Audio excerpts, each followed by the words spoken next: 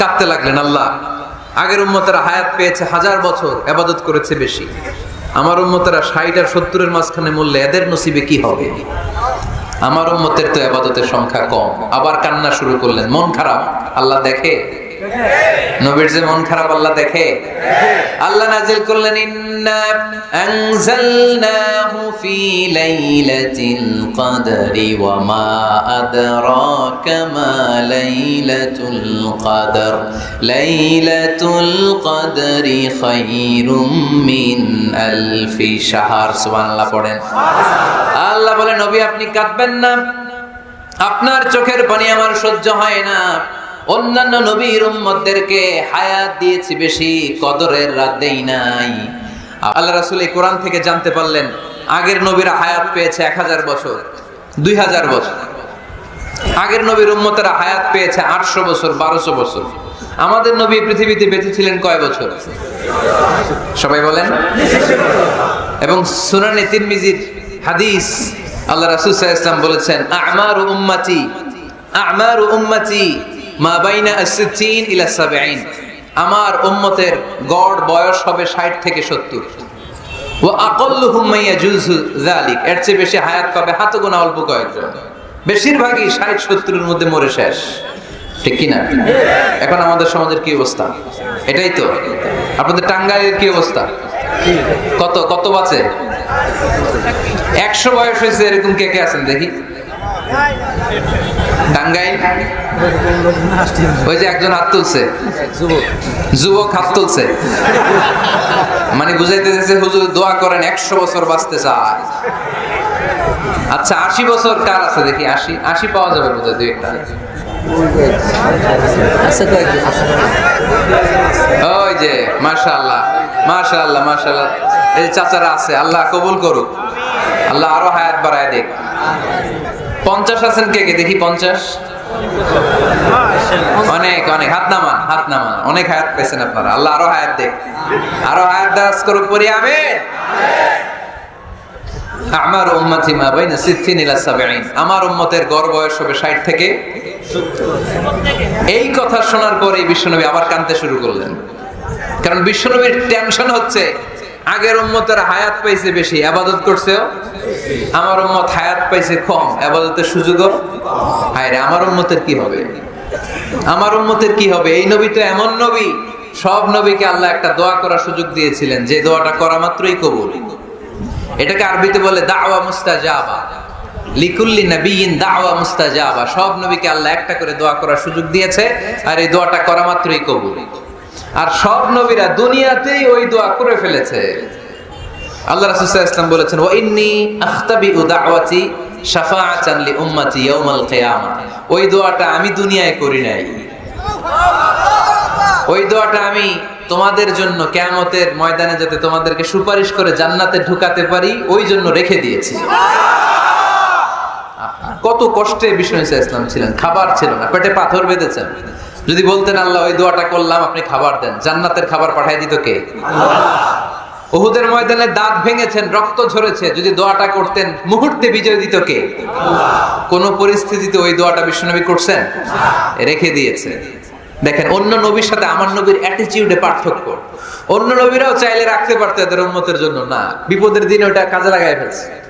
প্রত্যেক নবী একটা করে দোয়া করার সুযোগ পেয়েছিল, যে দোয়াটা করা মাত্রই কবুল। সব নবীরা দুনিয়াতেই শেষ, একমাত্র শুধুমাত্র কেবলমাত্র আমার আর আপনার নবী ছাড়া রেখে দিয়েছেন তিনি, রেখে দিয়েছেন ওই দোয়া আমাদের জন্য, আমার জন্য, আপনার জন্য, আমাদেরকে বাঁচানোর জন্য ওই দোয়া রেখে দিয়েছে। চিল্লায় বলেন ঠিক কি না?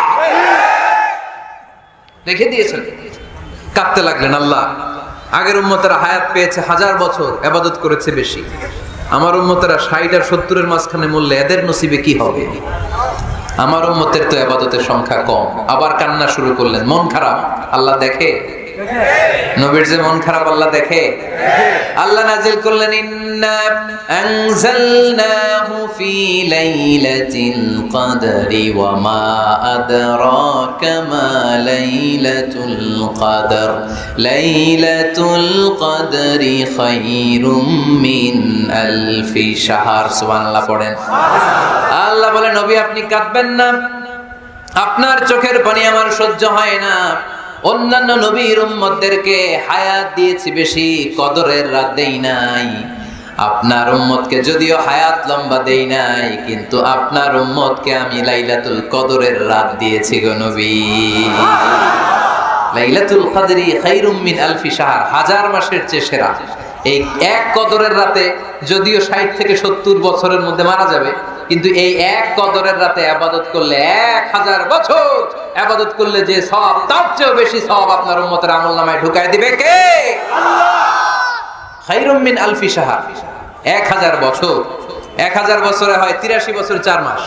আলফি শাহর 1000 মাস, 1000 মাসে হয় 83 বছর 4 মাস। এজন্য কদরের রাতে ইবাদত করতে রাজি আছেন তো? বিশ্বনবীর যেখানেই মন খারাপ, মন ভালো করে দেয় কে? আল্লাহ। সর্বশেষ কিয়ামতের ময়দানে মাকামে মাহমুদে বিশ্বনবী সিজদায় পড়ে কাঁদবেন। আল্লাহ বলবেন, জিব্রাইল যাও, দুনিয়ায় কান্না সহ্য করতে পারি নাই, আজ কিয়ামতের ময়দানেও আমি আমার নবীরে কাঁদতে দেব না। ইযহাবিয়া জিব্রাইল কুল্লাহু মা ইউবকিক, যে আমার নবীরে বলো, নবী আপনি কাঁদেন কেন? সাইয়েদনা জিব্রাইল যে বললেন, নবী আল্লাহ জিজ্ঞেস করেছেন আপনার কান্নার কারণ কি। বিশ্বনবী তখনও সিজদা থেকে মাথা তোলেন না, সিজদায় পড়ে উত্তর দেয়, উম্মতি উম্মতি উম্মতি উম্মতি রব্বি হাবলি উম্মতি। আল্লাহ আমার গুনাহগার উম্মতের কি হবে? আল্লাহ আমার উম্মতের কি হবে? আল্লাহ আমার উম্মতের কি হবে? আল্লাহ বললেন, জিব্রাইল তাড়াতাড়ি যাও, আমার নবীর কান্না আমার সহ্য হয় না, আমার নবীর কানে কানে যে বলো, ইন্না সানুরদিকা ফি উম্মাতিক, দুনিয়াতে যেমনি আপনি পেরেশান অবস্থায়, মন খারাপ অবস্থায় আমি আপনার মন ভালো করে দিয়েছি, আজকে আপনার উম্মতের ব্যাপারেও এমন একটা ঘোষণা আসবে, ওই ঘোষণা পেয়ে আপনি আজও খুশি হয়ে যাবেন গো নবী, আজও খুশি হয়ে যাবেন। এরফা রাসাক, নবী আপনি মাথা তোলেন, মাথা তোলেন, আর সিজদায় পড়ে থাকবেন না। এরফা রাসাক, মাথা তোলেন। সাল তুতা, কি চাইবেন চান, দিয়ে দেব। ওয়াশফা তুশাফা, যার জন্য রেকমেন্ডেশন করবেন, যার জন্য সিগনেচার করে দিবেন, যার জন্য সুপারিশ করে দিবেন, তার সুপারিশই কবুল করে নেব। চিল্লায় এখন সুবহানাল্লাহ। এরপর বিশ্বনবী সুপারিশ করতে শুরু করবেন আর আমাদেরকে জান্নাতে ঢোকাতে শুরু করবেন। তারপরেও নবী ক্ষান্ত হবেন না। এরপর একটা পতাকা হাতে নেবেন, ওই পতাকার মধ্যে লেখা আলিফ লাম হা মিম দাল, মানে আলহামদু, লিওয়াউল হামদ, প্রশংসার পতাকা, ওইটা নিয়ে জান্নাতের দরজার সামনে দাঁড়াবেন। তখনও পেরেশান, সবাইকে নিয়ে, উম্মতের সব জান্নাতীদেরকে নিয়ে বিশ্বনবী দরজার সামনে দাঁড়িয়ে নক করবেন। ভিতর থেকে জিজ্ঞেস করা হবে, মান আনত, কে আপনি? আল্লাহ রাসূল বলবেন, আনা মুহাম্মদ। তখন রক্ষী ফেরেশতা বলবে, ঠিক আছে, আল্লাহ বলেছে আপনার আগে কারো জন্য যেন এই দরজা না খুলি। মুহূর্তের মধ্যে জান্নাতের দরজা খুলে দেয়া হবে। বিশ্বনবী প্রশংসার পতাকা নিয়ে সব উম্মতকে নিয়ে জান্নাতে ঢুকে যাবে। ওয়ালা সাউফা ইউতিকা রাব্বুকা ফাতারদা, নবী গো আপনি নিরাশ হবেন না, ভয় পাবেন না, হাল ছেড়ে দিবেন না, আমার উপর ভরসা রাখেন। আপনার বিপদ আছে যেখানে, আমি আল্লাহ। বিশ্বনবী যেখানে বিপদে পড়েছেন, বিপদ থেকে উত্তরণ করেছে কে? এরপরে বিশ্বনবীর আল্লাহ স্মরণ করায় দিচ্ছেন, নবী আলম ইয়াজিদিকা ইয়াতীমান ফাআওয়া ওয়া ওয়াজাদাকা দাল্লান ফাহাদা। সুবহানাল্লাহ। তার মানে শপথ, রাতের শপথ, দিনের শপথ শেষ, কনফার্মেশন শেষ, এবার রিমাইন্ডার, স্মরণ করায় দিচ্ছে, নবী গো আলাম ইয়াজিদকা ইয়াতীমান ফাআওয়া, আমি কি আপনার ইয়াতীম পাই নাই? আল্লাহ রাসূল সাল্লাল্লাহু আলাইহি ওয়াসাল্লাম যে ইয়াতীম ছিল জানেন? দুনিয়ায় আসার আগেই বাবা হারিয়েছেন, 6 বছর বয়সে মা হারিয়েছেন, মা ইন্তেকালের পরে দাদা আব্দুল মুত্তালিবের কাছে মানুষ হয়েছেন মাত্র 2 বছর। আল্লাহ রাসূলের বয়স যখন 8, দাদাকেও হারিয়েছেন। তারপরে চাচার কাছে ইয়াতীম নবী মানুষ হয়েছেন। আল্লাহ বললেন, নবী টেনশন কিসের? ওই যে আপনি ছোট্টবেলায় ইয়াতীম ছিলেন, আমি নিজেই আপনার চাচার মাধ্যমে আপনার লালন পালনের ব্যবস্থা করে দিয়েছি, আমি পথ দেখিয়েছি। আপনি ছিলেন দল্লান। দল শব্দের একটা অর্থ হচ্ছে ভ্রষ্ট বা গোমরা। আল্লাহ রাসূল কি ভ্রষ্ট ছিল? গোমরা ছিল না। আল্লাহ রাসূল ভ্রষ্ট ছিলেন না, গোমরা ছিলেন না।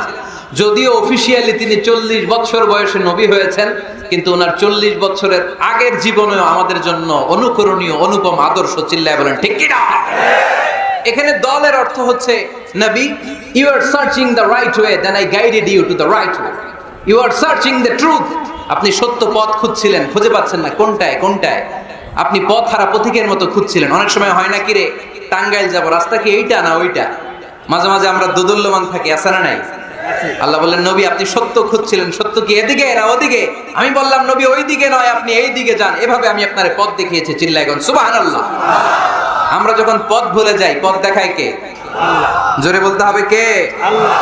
আমি যদি কোনদিন পথ ভুলে যাই, হাত ছানি দিয়ে কাছে নিও, মমতার বন্ধনে আমায় বেঁধে সব ভুল ক্ষমা করে দিও। পড়েন, আমি যদি কোনদিন পথ ভুলে যাই, হাত ছানি দিয়ে কাছে নিও, মমতার বন্ধনে আমায় বেঁধে সব ভুল ক্ষমা করে দিও। চিল্লায় পড়তে হবে আমিন। এটা কিন্তু একটা দোয়া, যদি আল্লাহ পথ ভুলে যাই পথ দেখায় দিও। প্রতিদিনই কিন্তু এই দোয়াটা পড়ি সূরা ফাতিহায়, ইহদিনাস সিরাতাল, সবাই বলেন ইহদিনাস সিরাতাল। ও Allah, show us the right path, show us the correct path, show us the straight path. Allah সোজা রাস্তা দেখান, যে রাস্তা শুরু হয়েছে দুনিয়ায় ঢুকে গিয়েছে জান্নাতে। ওয়াজাদাকা দাল্লান, আপনি পথ খুঁজছিলেন, আমি আপনার পথ দেখিয়েছি। ওয়াজাদাকা আইলান ফাআগনা, আপনি ছিলেন নিঃস্ব, আমি আপনাকে ধনাঢ্য বানিয়েছি। তাফসিরে এসেছে ফাআগনা বিখাদিজা, আমি খাদিজার সাথে বিয়ে পড়াইয়া দিয়ে আপনারে ধনী বানাইয়া দিয়েছি। আল্লাহ রাসূল সাল্লাল্লাহু আলাইহি ওয়াসাল্লাম খাদিজা রাদিয়াল্লাহু তাআলা আনহার ব্যবসায় কাজ করতেন। আল্লাহ রাসূল সাল্লাল্লাহু আলাইহি ওয়াসাল্লামের আমানতদারিতায় মুগ্ধ হয়ে আম্মাজান খাদিজা বিয়ের প্রস্তাব পাঠালেন। বিয়ে হয়ে গেল, আরশের উপর থেকে আল্লাহ সাইয়েদানা খাদিজাকে সালাম পাঠালেন। সুবহানাল্লাহ। আর সাইয়েদাতুনা খাদিজা বললেন নবী, আজ থেকে আমার সম্পদ বলে কোনো কথা নাই, সব সম্পদ আপনার পায়ের সামনে আমি ঢেলে দিলাম। আপনার যা মনে চায় এটা দিয়ে করেন, ইসলামের দাওয়াত দেন। ফাআগনা বিখাদিজা, খাদিজার সাথে বিয়ে করিয়ে দেওয়ার মাধ্যমে আল্লাহ রাসূলকে ধনী বানায় দিল কে? তার মানে তিনটা রিমাইন্ডার দিলেন। এক নম্বরে আপনি এতিম ছিলেন, লালন পালনের ব্যবস্থা করলাম। আপনি পথ খুঁজছিলেন, আমি আপনার সঠিক পথের দিশা দিয়ে দিলাম। আপনার টাকা পয়সা ছিল না, আমি আল্লাহ আপনারে ধনী বানিয়ে দিলাম। সুবহানাল্লাহ পড়েন।